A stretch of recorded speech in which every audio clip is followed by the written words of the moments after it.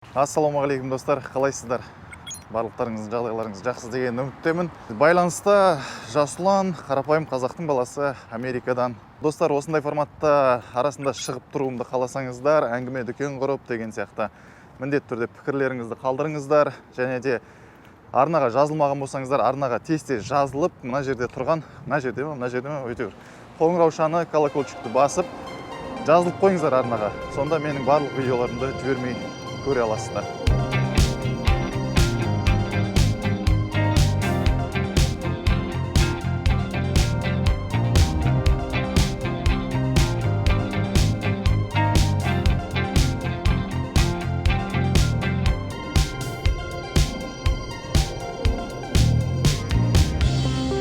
Қазір үйден шығып, мешітке жол тарттым. Бүгін бізде жұма.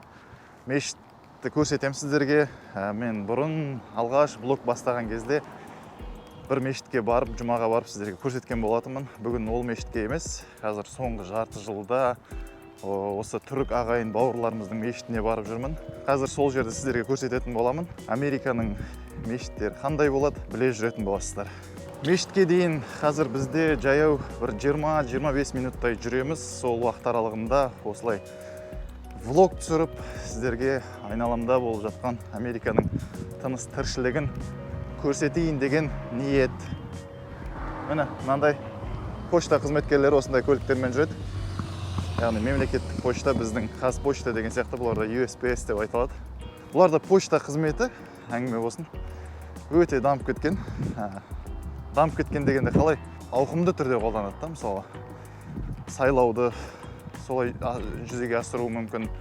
Кез келген банк қызметін алсаңыз, сізге карточкаңызды және де басқа да неше түрлі мемлекеттік қызмет түрлері ғана емес, өзге де мысалға кез келген қызмет, мысалы көліктің сақтандыру деген сияқты нәрселерді алатын болсаңыз, барлық хаттар мысалы емейлға емес, кәдімгідей хат болып қағаз жүзінде сіздің мекен жайыңызға келеді. Лос-Анджелестің ерекшелігі, мысалға көп адамдар ойлайды, Лос-Анджелес енді айтарлықтай үлкен, өте үлкен енді. Масштаб жағынан Американың ірі қалаларына жатады. Бірақ үлкен дегенде қалай елестетеді бізді? Барлық жерде биік-биік ғимараттар, барлық жерде сондай бір керемет, зәулім сарайлар деген сияқты елестету мүмкін ғой. Жоқ, олай емес. Мен басқа да видеоларымда айтқанмын. Жалпы үйлердің көбі осындай екі қабатты, мынадай бір қабатты биік-биік ғимараттар көбі жағдайда даунтаунда орналасады. Арнайы бір сондай аудандарда, орталықтарда. Осылай сосын суды кәдімгі бізде Қазақстандағыдай осылай тасиды. Сіз мынандай артында көріп тұрсыздар ғой, мынандай арнайы тележкалар болады.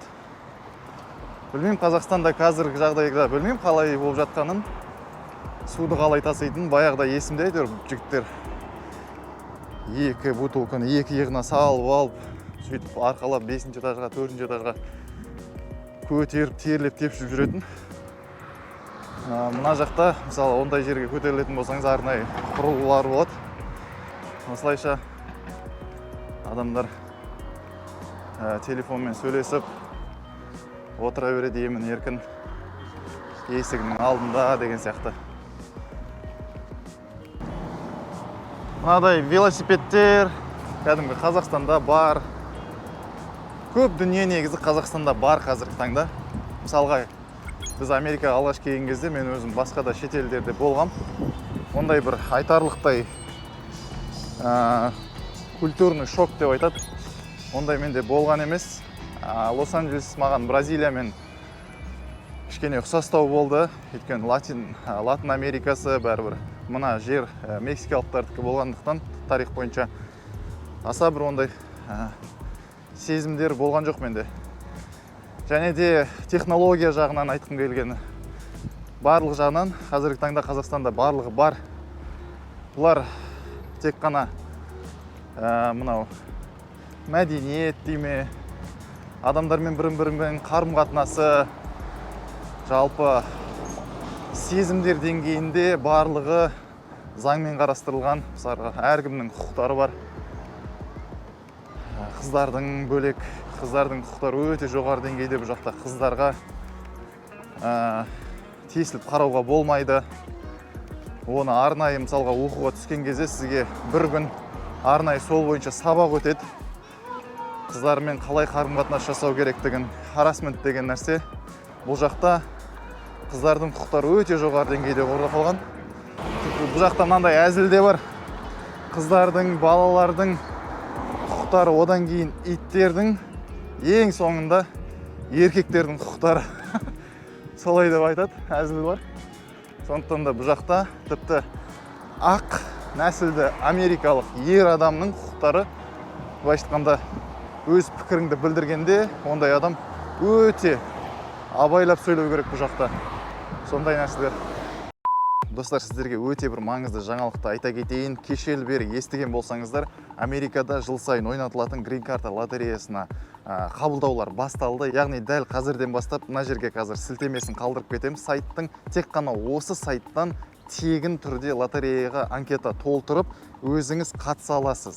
Еш қиындығы жоқ, барлық сұрақтар тек қана сізге және сіздің отбасыңызға байланысты қойылады. Сондықтан да ерінбей кіріп тапсырыңыздар. Анкетаны толыққанды толтырып болғаннан кейін сізге арнайы номер беретін болады, яғни confirmation number деп аталады. Соны өзіңізге жүктеп сақтап қойыңыз, міндетті түрде жоғалтып алмаңыз, арнайы бір жерге алып сақтап қойыңыз. Келесі жылы мамыр айында жауаптар шыға бастайды. Сол кезде қайтадан осы сайтқа кіріп өзіңіздің нәтижеңізді білетін боласыз. Ұттыңыз ба немесе ұтпадыңыз ба деген сияқты.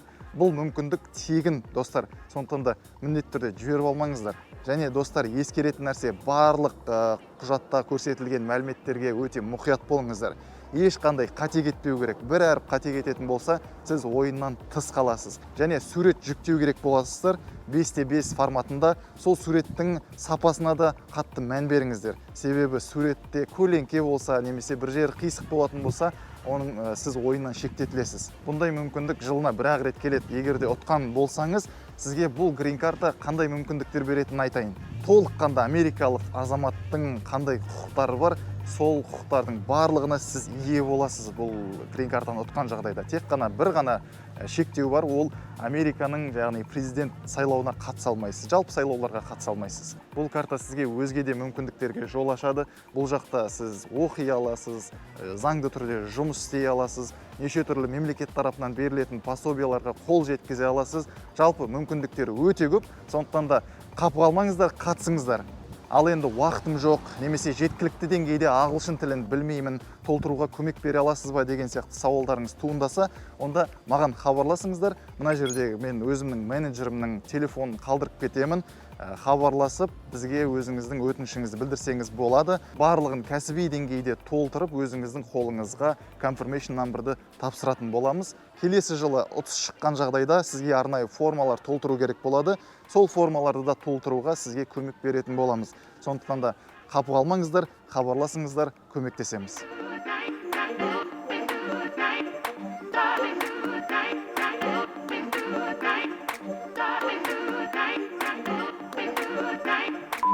Мына жерде қазір оң жағымызда 7-Eleven. Бұл тақырыпта өз алдына бір қызық. 7-Eleven деген бұларда біздіңше маркеттер ғой, кішкентай дүкендер, желісі.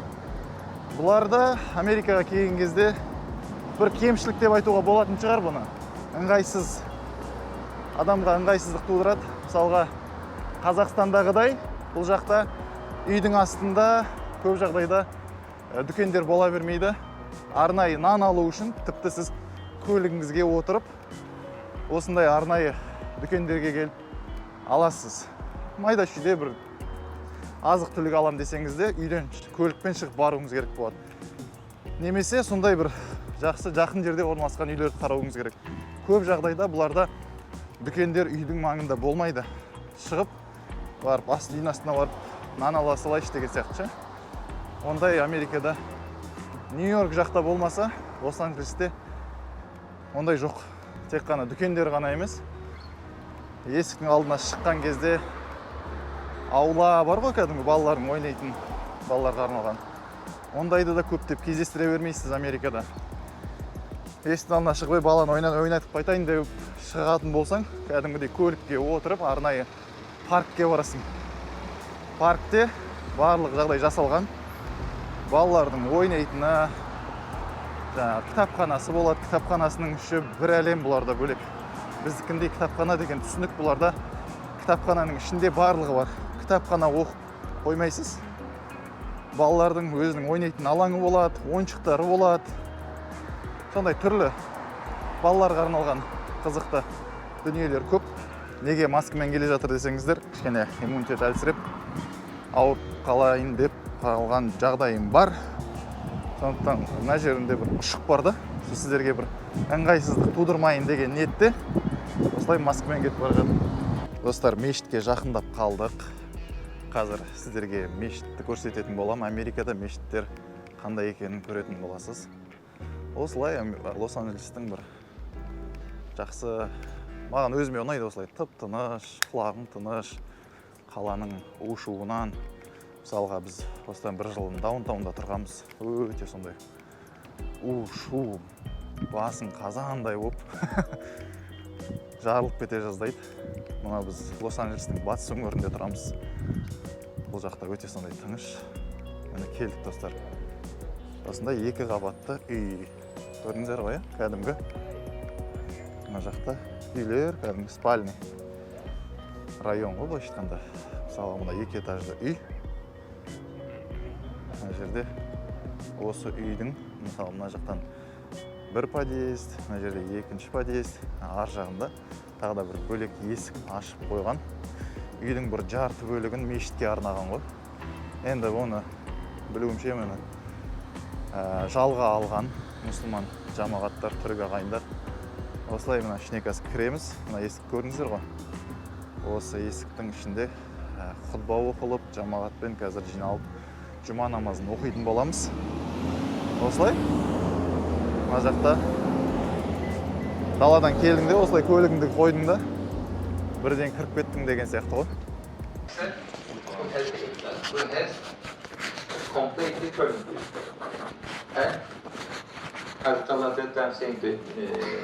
Allahu Ekber, Allahu Ekber.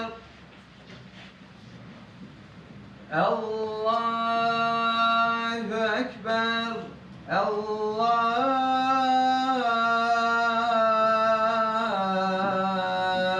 Ekber.